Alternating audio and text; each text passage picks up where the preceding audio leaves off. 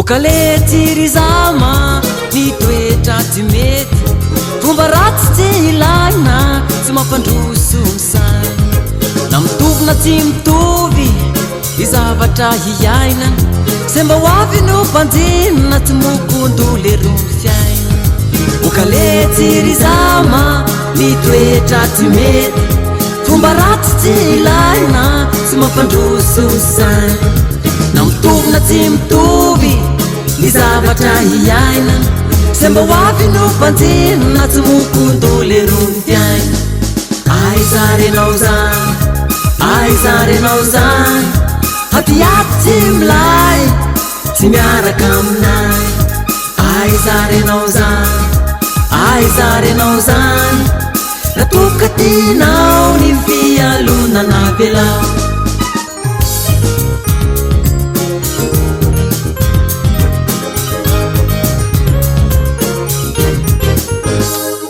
Mifandraho tianety tsara, kozy marinio ry zama, ry felonana ialao fa tsy mapety ny atao. Toetra ratsy tsy mendrika, tsy malasa fa mandrendry, hitaniko indraona tsy aleove miaina milamo. Mifandraho tianety tsara, kozy marinio ry zama, ry felonana ialao fa tsy mapety ny atao. Toetra ratsy tsy mendrika, tsy malasa fa mandrendry, ny taniko indramona tsy aleove miaina milamo.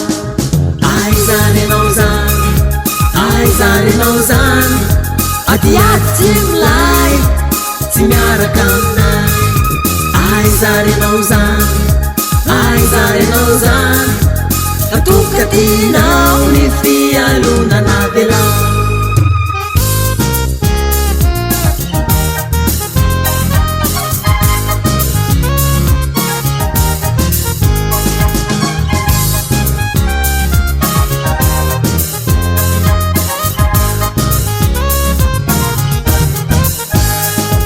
Manimba ny wafty tsara mamotika ny azara, isika nanakafy tandremo manimba ny wafty.